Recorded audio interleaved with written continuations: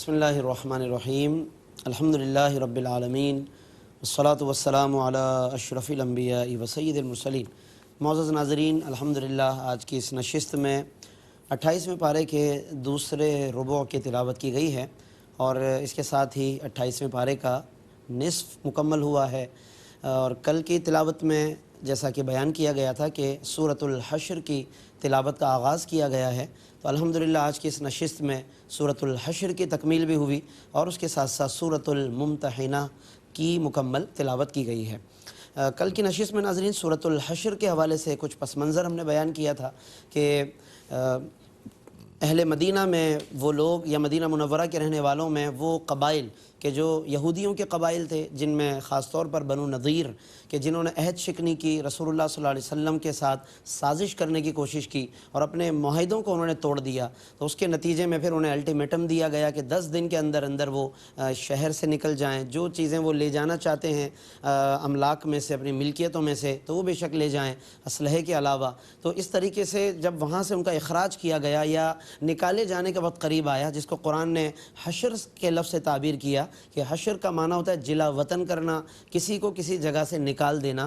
جب یہ مرحلہ آیا تو اس وقت پھر وہ منافقین کہ جن کا سربراہ اور سردار عبداللہ ابن ابی تھا، اس نے اس وقت ان یہودیوں کو، بنو نضیر کے یہودیوں کو یقین دہانیاں کرانے کی کوشش کی اور کہا کہ تمہیں گھبرانے کی ضرورت نہیں ہے، ہم تمہارے ساتھ ہیں اور اگر تمہیں نکال دیا گیا تو ہم بھی یہاں نہیں رہیں گے۔ اس طرح کی کچھ تسلیاں دی اور انہیں کچھ باور کرانے کی کوشش کی۔ تو ناظرین آج کی تلاوت میں کچھ انہی باتوں سے آغاز کیا گیا ہے۔ ارشاد ربانی ہوا کہ الم تر الی الذین نافقوا یقولون لاخوانہم الذین کفروا من اہل الکتاب، کہ منافقین کو نہ دیکھا آپ نے کہ کس طرح وہ اپنے ان بھائیوں سے یعنی یہودیوں سے کہہ رہے ہیں کہ لئن اخرجتم لنخرجن معکم، اگر تمہیں نکالا گیا تو ہم بھی تمہارے ساتھ ساتھ چلیں گے، ولا نطیع فیکم احدا ابدا، اور ہم کسی اور کی بات نہیں مانیں گے تمہارے معاملے میں، وان قوتلتم لننصرنکم، اور اگر تم سے جنگ کی گئی تو ہم تمہاری مدد کریں گے۔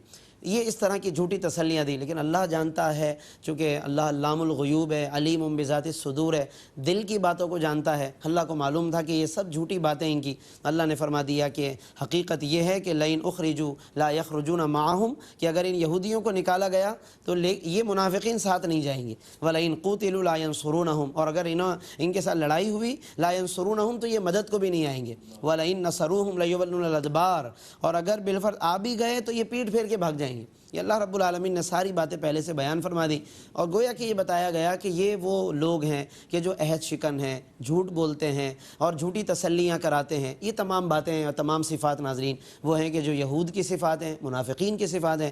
اہل ایمان کو اس لیے بتایا کہ تاکہ ایک صاحب ایمان کہ جو اللہ پر ایمان لا چکا ہے، رسول اللہ صلی اللہ علیہ وسلم کو ماننے کا دعویٰ کرتا ہے، اسے ان صفات ذمیمہ سے پاک ہونا چاہیے، اس کا دل ان تمام باتوں سے پاک ہونا چاہیے، نہ وہ جھوٹا ہو، نہ وہ خائن ہو، یعنی نہ خیانت کرے، نہ عہد شکنی کرنے والا ہو، کیونکہ یہ صفات اہل ایمان کی صفات بنیادی طور پر نہیں ہیں۔ اس کے بعد پھر اگلی آیتوں میں اللہ رب العالمین نے ڈرنے کا، تقوی اختیار کرنے کا حکم فرمایا، آنے والے کل کی تیاری کا حکم فرمایا۔ فرمایا وَلْتَنْظُرْ نَفْسٌ مَا قَدَّمَتْ لِغَدٍ، ہر شخص کو دیکھنا چاہیے کہ اس نے کل کے لیے کیا تیاری کی ہے۔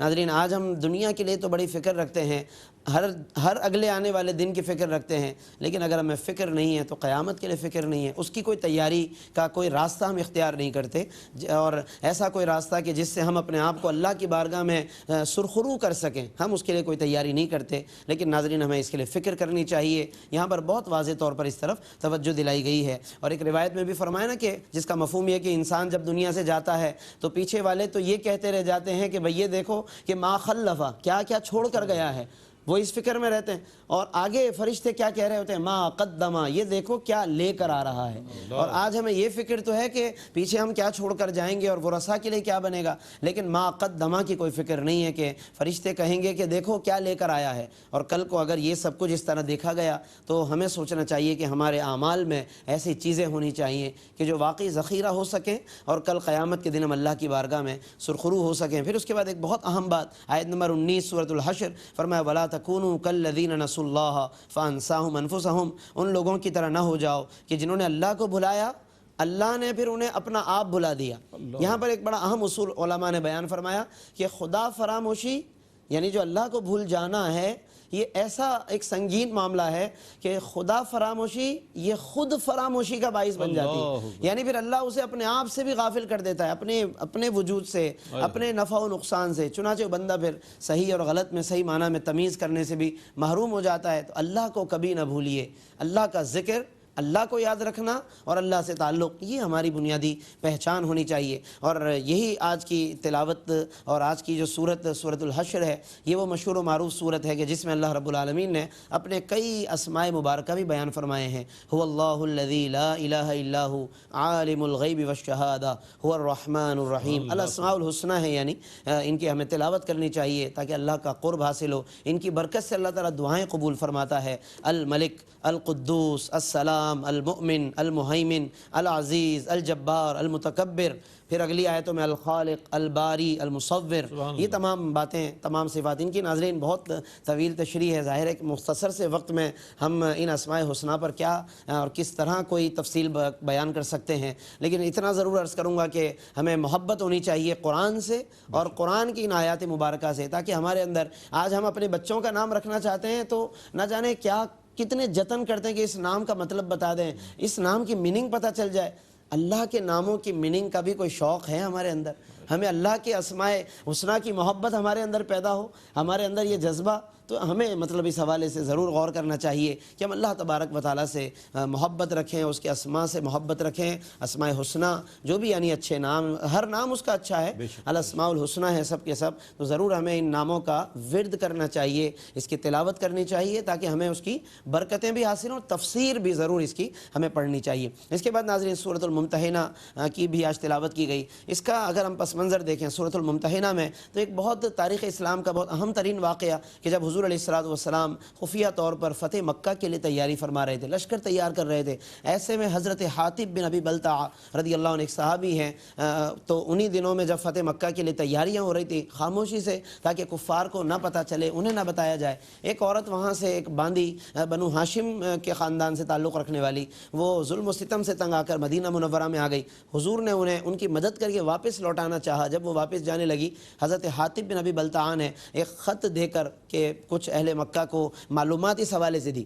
حالانکہ ظاہر ہے کہ یہ معلومات دینا ایک راز کو کھولنا ہے، لیکن ان کے ذہن میں صرف یہ تھا کہ میں چھوٹا موٹا احسان کر لوں، کچھ اہل مکہ کو یہ بات بتا دوں تاکہ میرے جو گھر والے وہاں پر ہیں تو فتح مکہ کے موقع پر میرے گھر والوں کی حفاظت ہو جائے. باقی ان کے دل میں کوئی ایسی منفی بات نہیں تھی، اور یہی وجہ ہے کہ حضور علیہ الصلوۃ والسلام نے بھی ان کے عذر کو قبول کر لیا. جب انہوں نے عذر پیش کیا، حضور نے قبول فرما لیا. لیکن اس کے بعد پھر اللہ نے کچھ آداب بتائے کہ اس طرح نہ کیا کرو، کبھی کوئی راز ایسا افشا نہ کرو، اور جو دشمن ہیں، جو لوگ سامنے والے جو دشمن ہیں، تو انہیں ہرگز ان سے کوئی دوستی کی توقع نہ رکھو، کیونکہ حقیقت بتا دی تلقون الیہم بالمودہ کہ تم ان سے تو اظہار محبت کر رہے ہو، لیکن وقد کفروا بما جاءکم من الحق، لیکن وہ تو حق کا انکار کرنے والے لوگ ہیں. اور بھی پھر دیگر کچھ ایسی باتیں بیان فرمائی کہ جن میں تنبیہ فرمائی گئی ہے، آداب سکھائے گئے ہیں کہ راز کی کس طریقے سے حفاظت کرنی چاہیے. اور باقی یہ کہ کفار کی سوچ کیا ہے، وہ اپنے دلوں میں عداوت رکھنے والے ہیں. یکونوا لکم اعداء ان یثقفوکم، کہ اگر انہیں کل کو تم پہ قبضہ مل جائے،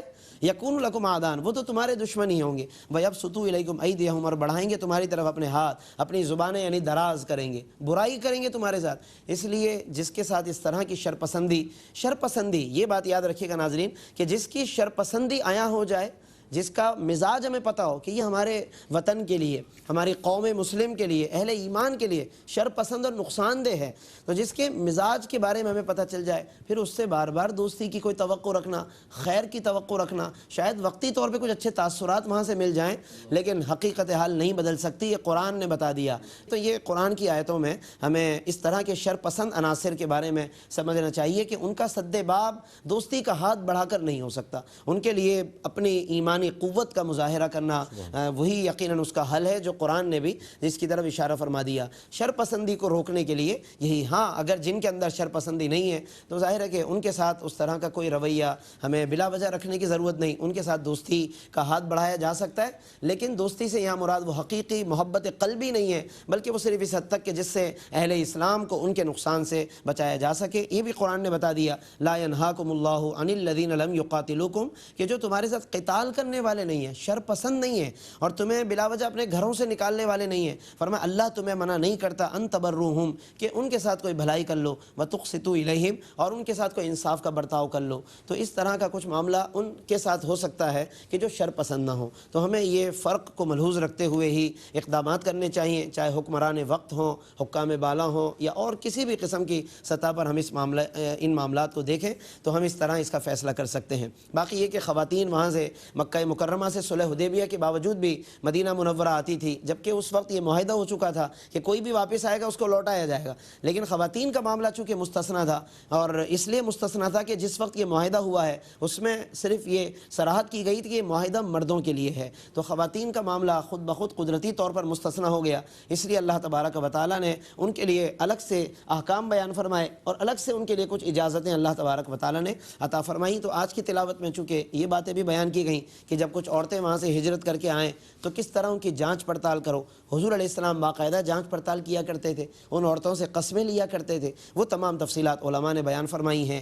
اور پھر اس کے بعد حضور علیہ السلام جب بیعت لیا کرتے تھے ان خواتین سے، بیعت لینے کا بھی بڑا بہترین طریقہ تھا۔ قرآن نے بتایا کہ اذا جاءک المؤمنات، اے نبی جب آپ کے پاس یہ مومن عورتیں آئیں، یبایعنک، کہ آپ ان سے بیعت کریں، ان کو اپنی بیعت میں شامل کریں۔ تو کن کن باتوں پر بیعت کریں کہ وہ اللہ کے ساتھ کسی کو شریک نہ ٹھہرائیں، چوری نہ کریں، بدکاری نہ کریں، قتل ولد یعنی اولاد کو قتل نہ کریں، کیونکہ ظاہر ہے وہ جرائم تھے جو اس زمانے میں عام تھے، تو انہی باتوں پر پھر بیعت لی گئی۔ لیکن ایک بڑی اہم بات ہمیں پیش نظر رکھنی چاہیے کہ نبی کریم صلی اللہ علیہ وسلم جب بھی بیعت لیتے تو احادیث میں یہ صراحت موجود ہے۔ سیدہ ام المومنین عائشہ فرماتی ہیں کہ حضور علیہ السلام نے جب بھی کبھی بیعت لی عورت سے تو آپ صلی اللہ علیہ وسلم نے کبھی اس کے ہاتھ کو ہاتھ نہیں لگایا۔ حضور علیہ السلام کبھی کسی اجنبی عورت کے ہاتھ کو ہاتھ نہ لگاتے، کبھی نہ چھوتے اسے، اور دور دور سے اپنی چادر مبارک کے ذریعے سے تک اس طرح سے آپ بیعت فرما لیا کرتے تھے۔ آقائے دو جہاں صلی اللہ علیہ وسلم سید المرشدین ہیں، اور جب حضور علیہ السلام کا یہ طرز عمل ہے تو باقی پوری امت کے لیے گویا کہ طرز عمل کو جاری کر دیا گیا کہ اب قیامت تک کوئی بھی اگر بیعت لے تو بیعت کے طریقے کے اندر اگر عورتوں سے وہ بیعت لے رہا ہے اور عورتیں اگر اس کے لیے اجنبی ہیں، محرم نہیں ہیں، تو خواہ پھر وہ کوئی بھی مرشد ہو، وہ کوئی بھی پیر ہو، اسے ان عورتوں کو چھونے یا ان عورتوں کو بے پردہ دیکھنے یا خدا نخواستہ ان کو ہاتھ پر ہاتھ لگانے کی وہ اجازت نہیں ہے۔ سید عالم صلی اللہ علیہ وسلم کا عمل پوری امت کے لیے رہنما ہے، پوری امت کے لیے سنت ہے۔ ناظرین، تو یہ بیعت کے گویا کہ آداب بھی اس میں بتا دیے گئے ہیں۔ ہمارے دور میں جہاں بہت سی بے اعتدالیاں ہیں تو بیعت کے معاملات میں بھی لوگ بہت سی بے اعتدالیاں کر جاتے ہیں۔ مختصراً میں نے یہ بات عرض کر دی ہے، لیکن ہمیں مکمل تفصیل کے ساتھ ان مضامین کو پڑھنا چاہیے۔ انشاءاللہ کل کی تلاوت میں پھر نصف ثانی کا آغاز کیا جائے گا۔ اللہ رب العالمین ہمیں ان تمام مضامین کو پڑھنے، ان میں غور کرنے کی توفیق عطا فرمائے۔ آمین۔ وآخر دعوانا الحمدللہ رب العالمین۔